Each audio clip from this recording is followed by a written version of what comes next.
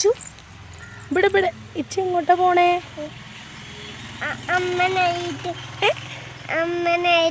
Anganwadi. Hello, ഞങ്ങൾ അംഗനവാടിക്ക് പോവാണ് കേട്ടോ. അപ്പോൾ രാവിലെയാണ് അംഗനവാടി ടീച്ചർ വിളിച്ചിട്ടുണ്ടായിരുന്നത്. കുട്ടിക്ക് വിരട മരുന്ന് വന്നിട്ടുണ്ട്, പിന്നെ കോറയും ശർക്കരയൊക്കെ വന്നിട്ടുണ്ട് എന്ന് പറഞ്ഞിട്ട് കേട്ടോ. ആദ്യമൊക്കെ അമൃതം പൊടിയായിരുന്നു, ഇപ്പം 2-3 മാസമായിട്ട് കോറയും ശർക്കരയൊക്കെയാണ് കേട്ടോ കിട്ടുന്നത്. കോറ പൊടിക്കാത്ത കോറയാണ് കേട്ടോ.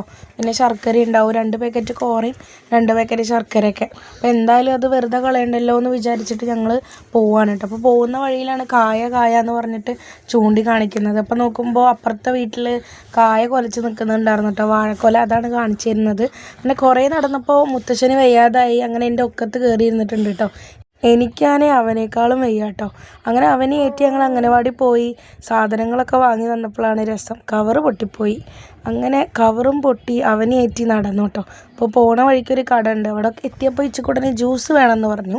അങ്ങനെ ഒരു മൂസമ്പി ജ്യൂസും ഓർഡർ ചെയ്തിട്ട് അവിടെ അങ്ങനെ ഇരിക്കുകയാണ് കേട്ടോ. ഞാൻ അവനൊരു ടേബിളിൽ കയറ്റി വെച്ചിട്ടുണ്ടായിരുന്നു.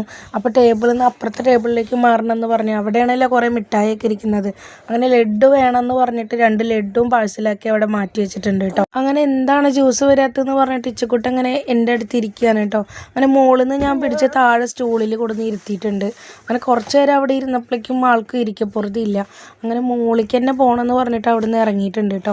അങ്ങനെ ഞാൻ മുകളിൽ പിടിച്ചിരുത്തി. അപ്പോൾ എനിക്ക് അത് വേണം ഇത് വേണം എന്നൊക്കെ പറയുന്നുണ്ട്. അപ്പോൾ ഞാൻ അതൊന്നും വേണ്ട, അത് കുട്ടിക്ക് കഴിക്കാൻ പറ്റില്ല എന്നൊക്കെ പറഞ്ഞ് ഞാൻ മാറ്റിയിരുത്തിയിട്ടുണ്ട് കേട്ടോ. ഇവരെല്ലാം വേണം കേട്ടോ, എന്നാൽ മേടിച്ച് കൊടുത്തോട്ട് കഴിക്കൂല, അങ്ങനത്തെ ഒരു ടൈപ്പാണ് കേട്ടോ ഇച്ചുകുട്ടൻ.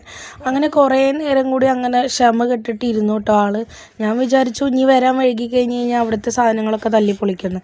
അപ്പോഴേക്കും അവിടുത്തെ ചേച്ചി ജ്യൂസൊക്കെ എടുത്തിട്ട് വന്നിട്ടുണ്ടായിരുന്നു.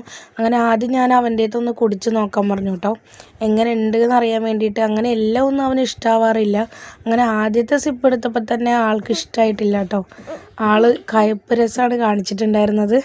അങ്ങനെ ഒരു വിധത്തിൽ ഞാൻ പകുതി കുടിപ്പിച്ചു. അങ്ങനെ അതൊക്കെ കഴിഞ്ഞ് വരുന്ന വഴിക്ക് പപ്സും കട്ട്ലേറ്റൊക്കെ പാഴ്സൽ വാങ്ങി ഞങ്ങളിതാ തിരിച്ച് വീട്ടിലോട്ട് തന്നെ പോന്നു കേട്ടോ. വീഡിയോ ഇഷ്ടമായ സപ്പോർട്ട് ചെയ്യണേ. ബൈ.